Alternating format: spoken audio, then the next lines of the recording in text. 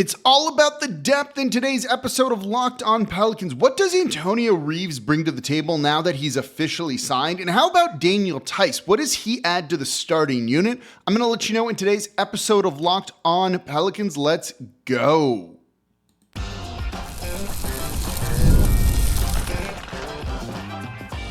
You are Locked On Pelicans, your daily New Orleans Pelicans podcast, part of the Locked On Podcast Network. Your team every day. Welcome to another edition of Locked On Pelicans, the daily podcast covering your favorite team, the New Orleans Pelicans and NBA, part of the Locked On Podcast Network. Your team every day, available wherever you get your podcasts and available on YouTube.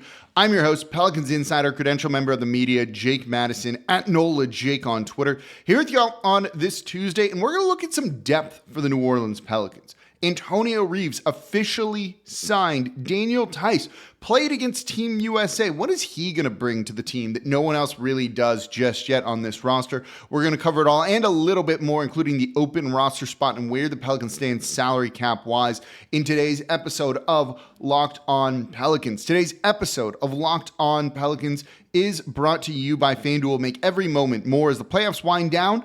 This summer, FanDuel is going to hook up all customers with a boost or bonus daily. That's right. There's something for everyone every day, all summer long. Visit FanDuel.com to get started. And of course, thank you for making Locked On Pelicans your first listen today and every day. We're here Monday through Friday, the #1 Pelicans podcast covering everything you want to know about this Pelicans team. So please subscribe wherever you get your podcast. Join over 10,000 Pelicans fans as well on YouTube. So let's get into it. The big news of the day being that the Pelicans have signed Antonio Reeves to a 3-year deal. This was reported by Michael Scotto of $5.41 million.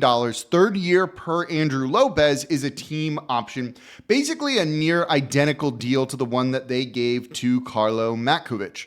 This is a deal that is the second round exception. So even though you're over the salary cap, you don't have tons of money to spend, you can sign second round guys. This is why, actually, if you're just into the salary cap side of stuff and kind of a CBA nerd like myself, that second round picks have gone from being like virtually worth nothing to being fairly valuable because it's a cheap way to add to this team. Over the 15 years that I've been covering this team in the league, you've seen them go from being the equivalent of a 10-day contract player, which is what they were earlier on, to having significantly more value now. Part of that is there's just more better players coming in than there were before, but also because this is how you can sometimes just sign guys in the second apron environment. So Pelicans trading back into the second round, acquiring Antonio Reeves, someone they really liked, makes a lot of sense here because they're kind of up against it. With this move now, the Pelicans have 14 players on their roster. They can have 15. We'll look at the value of that open roster spot in a minute here. But now this puts them into the luxury tax by a little over $1.4 million.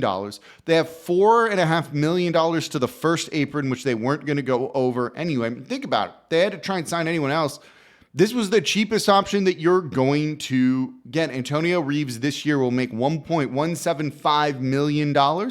Same for Carlo. That's cheap. You can't really get anyone like as cheap as that anywhere else. So this is a good piece of business for New Orleans. One, because also Antonio Reeves looked good in Summer League. Overall, he looked like a shooter. He looked like a scorer. And this is someone that I was high on coming into this draft. Clearly the Pelicans were as well. And was a very productive player, in his super senior year at Kentucky. Led that team in scoring with a lot of other NBA prospects on there. And he does a variety of things really well. So we said the show is going to be about the depth. So where does he fit in? I think right now you won't see him in the rotation to start. Let's say the starters are going to be, let's call it DeJounte Murray, CJ McCollum, Brandon Ingram, Zion Williamson, and Daniel Theis. More on Theis in the next segment. That's 5 guys right there. The guys off the bench are going to be Herb Jones, Trey Murphy.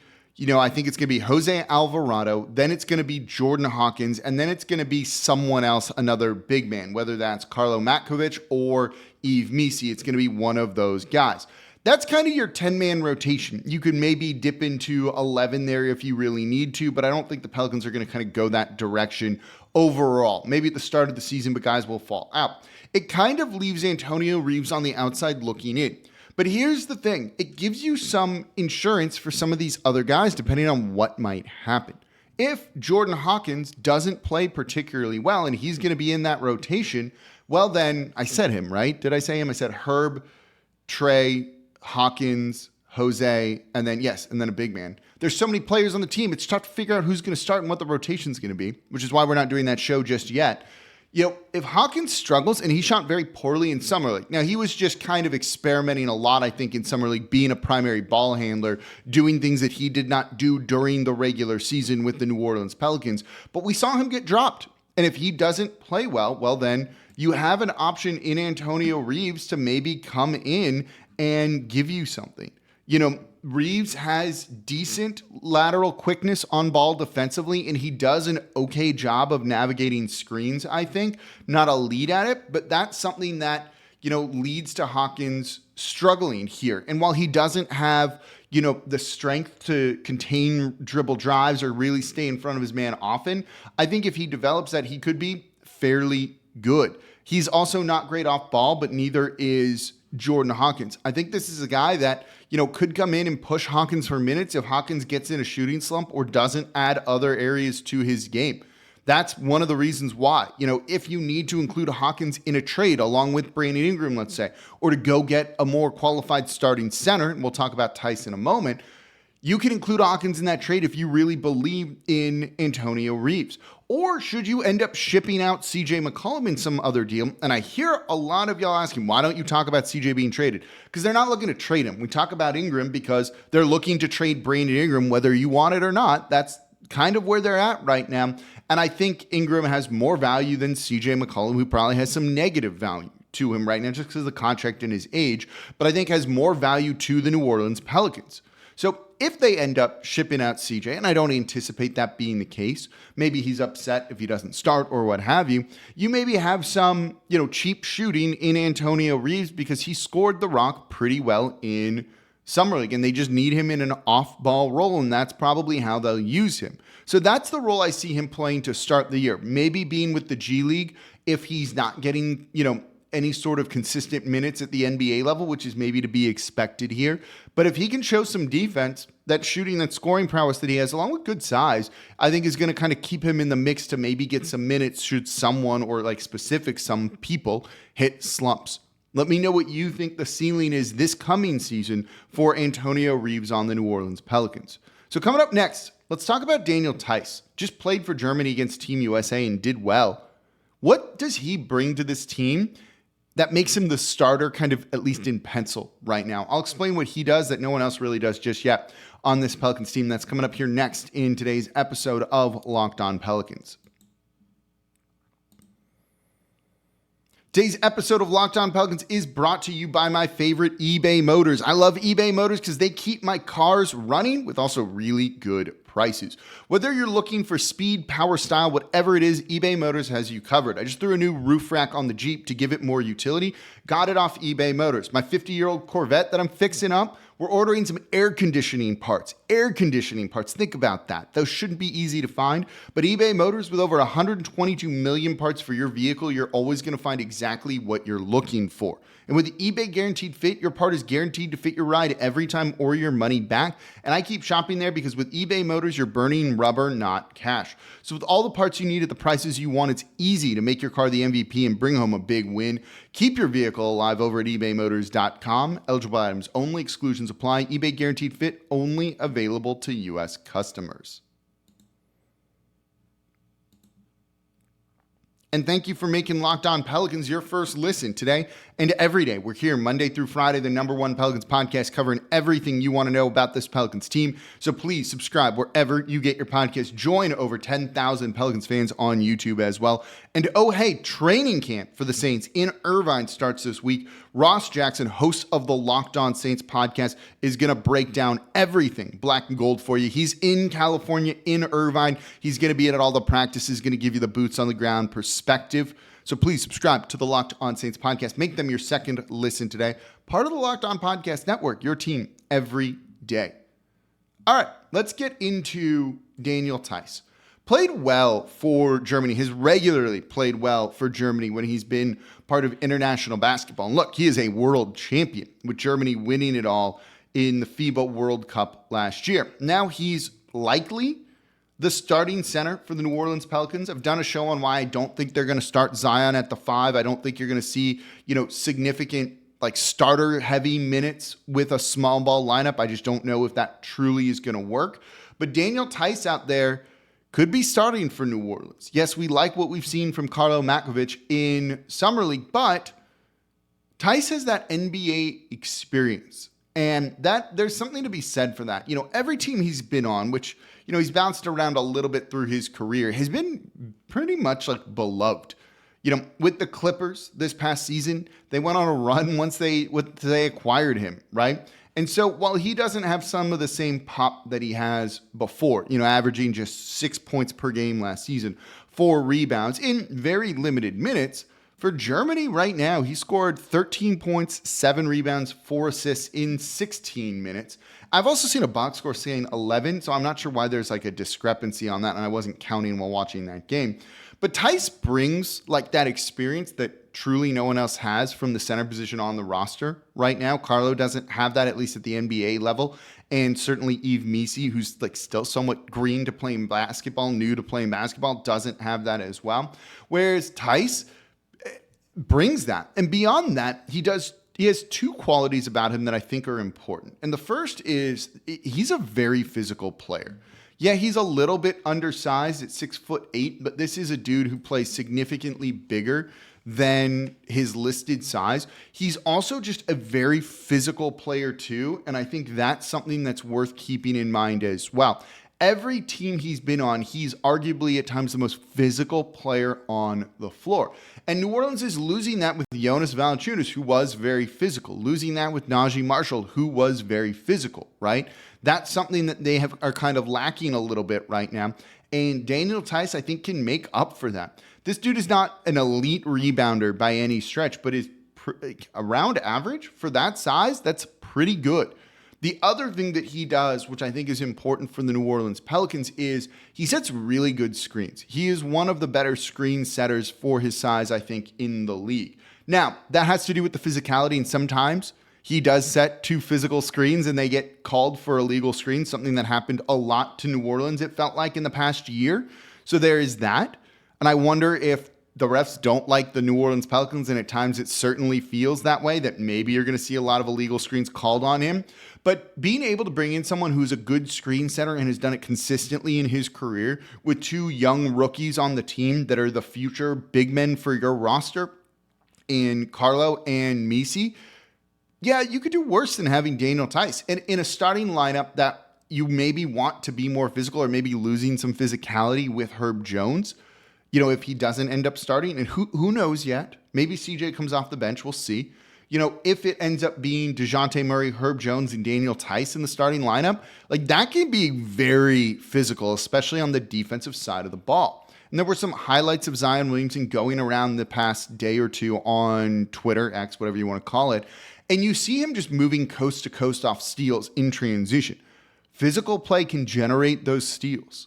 Daniel Theis being a physical player, he's not a rim protector, but he isn't afraid of anybody. He's not scared to body someone up and to get right on top of somebody and play with that physicality that, maybe you won't see from a guy like Yves Missi so early on as he still acclimates to the NBA.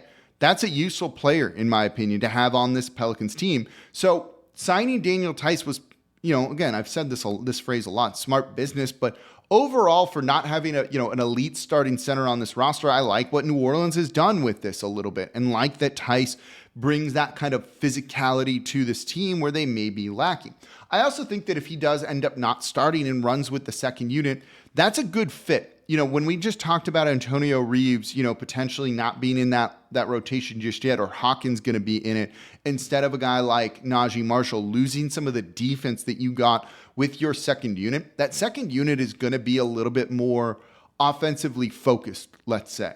Well, if Theis is your second unit center, let's say, you get some of that physicality that you didn't have in the past year. You get some of that, like, at least tough-nosed defense that you haven't had from that position just yet. So maybe he balances out that second unit a little bit more for this team. You still get the defense and the toughness also from Jose Alvarado, but it is going to be a little bit more offensively focused than it's been in the past just by the makeup, of the roster right now. So getting Theis in either, I think they're penciling him in as the starter. And the big question is, what do you do about CJ McCollum? Because can you take Herb Jones out of there? How do you find a way to get Trey Murphy into the starting lineup too, which is something that they want to do? It's a lot of questions right now, but Theis at least, isn't quite the knife like Najee Marshall was, but has some of those like Swiss Army knife qualities to him where you can use him as a starter. You can use him off the bench. He's going to set good screens and spring some of these guys with that second unit or even with the starters too. And this Pelicans team is likely going to need to run more pick and rolls than they've done before. You're going to see it with DeJounte Murray. You'll probably see it with Zion Williamson a little bit more too, even though Zion's still going to kind of have the ball in his hands and it'll be a Zion-centric offense where he just gets the ball and drives and attacks and it's like unstoppable, which that works too. So Theis does fit in with what they're looking to do, even if he's a little bit undersized. Is he your long-term answer? Can you play him 36 minutes? No, but he's going to bring some physicality to the center position that I think is going to end up surprising a whole lot of people and that people weren't really expecting during a time like this. So he's played well for Germany. He's going to be in the Olympics again. He's a world champion. That sort of experience goes a long way. We'd love to see, and maybe we can talk about this a little bit in the next segment here. We'd love to see Zion Williamson on the Olympic team, the men's national team at some point, whether it's the Olympics or not. Let's look at that in the next segment too. And Theis is going to get that because when you play well in that style or go far, you're in really good basketball shape and it can really carry some good form over to the regular season. Hopefully Daniel Theis does that. He's looking good so far against Team USA and we'll be able to see what he does going forward. Do you think he's the starter? Do you want him coming off the bench? Let me know in the comments down below on YouTube. So coming up next, let's look at Zion Williamson, Team USA, the main reason why you want that, which we kind of just said. But also, the Pelicans have 14 people on their roster. They're allowed 15, right? What are they going to do with that other roster spot? I'll tell you. It's probably nothing. That's coming up here next in today's episode of Locked On Pelicans. Today's episode of Locked On Pelicans is brought to you by FanDuel. I love sports and I love them so much I never want them to stop, but as the playoffs wind down, we get fewer games and sports aren't sporting like we want them to. FanDuel is going to let you keep the sports going whenever you want. And all you or I have to do is open the app and dream up bets anytime I'm in the mood. Yeah, there's no NBA, but the Olympics are right around the corner here. You've got Major League Baseball. If you want to get in on who's going to hit a home run or not, you can do that with FanDuel. And this summer, FanDuel is hooking up all customers with a booster bonus. That's right. There's something for everyone every day all summer long. So head over to FanDuel.com and start making the most out of your summer. Visit FanDuel, again, FanDuel.com. Get in on those player props with Major League Baseball. That's going to be going for a while here. It's going to kind of hold you over till we get more preseason games in the NFL and what have you. FanDuel, the official sports betting partner of Major League Baseball and the official sports betting partner of Locked On. And thank you for making Locked On Pelicans your first listen today and every day. We're here Monday through Friday, the #1 Pelicans podcast covering everything you want to know about this Pelicans team. So please subscribe wherever you get your podcast. Join over 10,000 Pelicans fans on YouTube as well. And now for your second listen, Locked On Sports Today, a free 24/7 sports streaming channel program for you every day to bring you the biggest stories without all that yelling. Locked On Sports Today brings you can't miss analysis, opinions, and news, streaming 24/7 on YouTube or the free Amazon Fire TV channels app, part of the Locked On Podcast Network, your team every day. So, Zion Williamson in Team USA, it would be great to see him on there. And I think eventually you'll see him get the opportunity because, one, I think he would thrive with the international FIBA style of play. I think he would have a lot of fun and be able to get to the rim kind of at ease. And I don't think there's really anyone internationally that would be able to do a ton about it with the way that he could play and then go and get his own misses in a way that he can't at the NBA level. More than that, though, it would be important for him, I think, to just stay in shape, to stay in shape and be the best version of himself this summer. He's been here in New Orleans the past 2 summers now, really working out, that you saw that game shape is different than just being in the gym, being in the lab, as they say, with that sort of thing. And so getting him just playing games consistently over the summer, I think would be really, really important and a great thing to see. And he would come into the season like really ready and raring to go, as it took kind of until the end of the regular season, or until, January, February, for him to really take off with New Orleans this season. And he's doing the right things. This isn't to like knock him. He's doing the right things. He was healthy last season. He's taking care of his body, just kind of the next step. And there's only so much you can do in the off season when they aren't playing games. The guys go through runs, they do other things, don't get me wrong, but top level competition might be tougher to find. If Zion can find that somewhere, whether it be with Team USA or elsewhere, that's a great thing. He was never going to make this roster, this Olympic roster, even if he'd finished the season, and the Pelicans won a playoff series or something like that. They took a stacked, experienced international roster to the Olympics here for it. But this is the final Olympics for a lot of these guys, right? LeBron's not going to do it again. Durant's not going to do it again. Steph Curry's not going to do it again. All of a sudden, Team USA is going to open up and have a ton of spots. Anthony Edwards, you imagine, is going to be the guy. But will Anthony Davis do this again? Will Joel Embiid's never going to do this again? There's big men options that they're going to need to fill. And Zion Williamson checks that box. So while it's disappointing it hasn't happened yet, and I think he would have done well to have been with Team USA last summer for whatever reason, whether it's Team USA or him, they chose not to. I think in the future he'll have opportunities to, and you'll probably see him repping the red, white, and blue there. Now, let's get back to the Pelicans and the roster. They have 14 guys under contract. That's the minimum you need to have. And you can have 15 on there as well, but the Pelicans now have an open roster spot, and I think they're going to leave it that way. I think ultimately you're going to see them leave that. Sorry, something just happened that's making me laugh. Sorry. They have an open roster spot, and I think you're going to see them leave it that way for right now. One, that if you look at their salary cap, they're a little over $1.4 million into the luxury tax. They don't need to go more into that for the roster right now. And there's no one that they could just sign that is worth basically double or triple that player's salary. It's kind of slim pickings out there for the ability that they have to go and get any of those guys. So leave that roster spot open right now. You can always have a two-way guy if you need to in case of emergency, fill a body, on your bench. But also then it allows you to do an unbalanced trade to send out Brandon Ingram and bring back, I don't know, Max Strus and Jared Allen, let's say. That then gives you 15 guys. Or a trade for the people who want it with CJ McCollum, right? It allows you to do an unbalanced trade, and I do think that flexibility is important for New Orleans. Now, you can always bring back more players than you can roster and just waive one of them, but they still count against you. You got to pay them and all of that, and that's not an ideal situation to be in if you're a team. There's a reason why you don't really see NBA teams do that. So I don't think you'll see New Orleans just eat the money on a player in the future.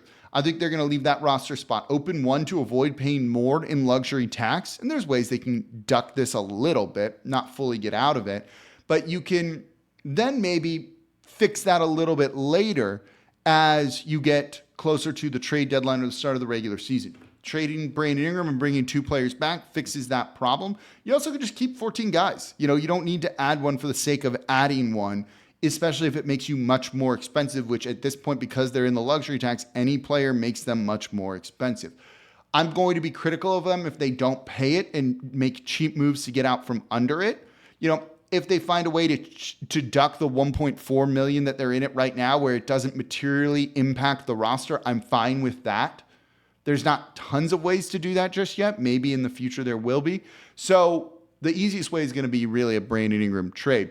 That's why they're going to keep this open, and I like that. As long as that roster spot's open, there's the potential for more moves and things like that. There's potential for moves anyway. So I'm hopeful that means they think they can get some sort of deal done, and it's not them just being cheap. Because trust me, if they get cheap this year, you're going to hear it on Locked On Pelicans here.